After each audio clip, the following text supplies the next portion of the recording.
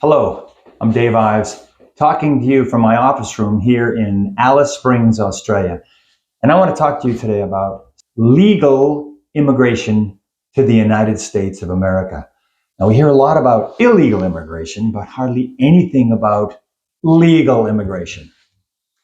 I'm kind of turning into a legal immigration expert because for almost the last 3 years, it'll be 3 years very soon, I've been working on getting my wife a green card to enter the United States. If my wife cannot get a green card to enter the USA, the system's broken. Let me explain to you what I'm talking about. My wife is a former green card holder. She's a former USA permanent resident.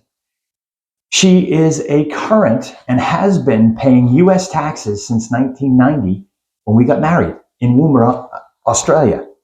And then we moved to the United States and lived in Ohio, where she had our 2 children in Ohio, near Dayton, Ohio. Francesca was born at Wright-Patterson Air Force Base Hospital, and MC was born in downtown Dayton. And then I decided to take a job in 1995 to come over to Australia here to work for a US company at a US/Australian military/government facility.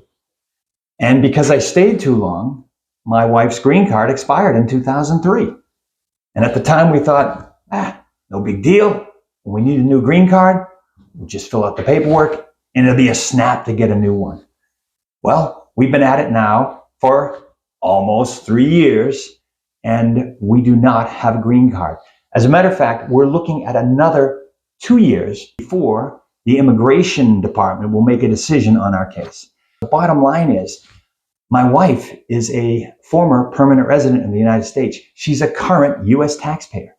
We sold a property over in Brisbane last year, and we ended up paying the IRS an extra $20,000 on top of the tax burden, the full tax burden we paid here in Australia. And then the United States looked in and said, "Oh, you hit a threshold, and so we're going to tax you an extra 20 grand just for filing a US tax return." So let me get this straight. My wife can pay US taxes on her foreign sold rental property here, which we own jointly, but she can't enter the United States. My wife and I both have a property in Florida, in Citrus Springs, Florida, where my daughters are currently living now. You mean to tell me that we can't go live there? But in the meantime, my wife and I are in the family separation business, where our 2 daughters are living in Florida in our home that we have. Yes, I think you can tell the stories a little bit. There's more to the story than I'm telling you, but how much can I tell you in a video here? But I have articles on Substack, and I also have written a book called Lockdown Australia, Pandemic of Madness. I just put it out on Kindle. I'm working on the print copy right now. But in that book, the last chapter, Chapter 10, is Lockout USA. You want to read about our story? Go there and read it. And then you tell me if our case is not a no-brainer. It's an absolute no-brainer, and the US immigration system, legal system, is, as far as I'm concerned, it's just an IQ test.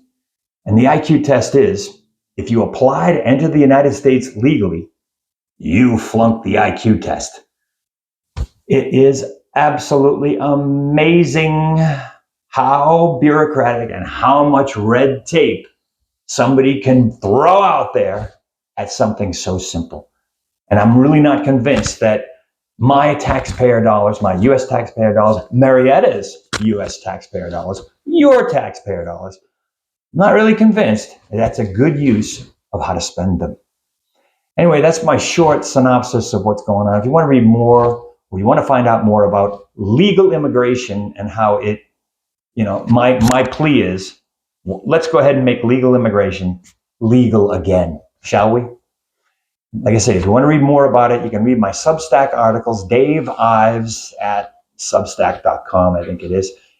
Or you can pick up my Kindle book. It's only $5, but I would direct you to read Chapter 10, Lockout USA, and it explains our whole situation, and it explains how the US legal immigration system is completely broken.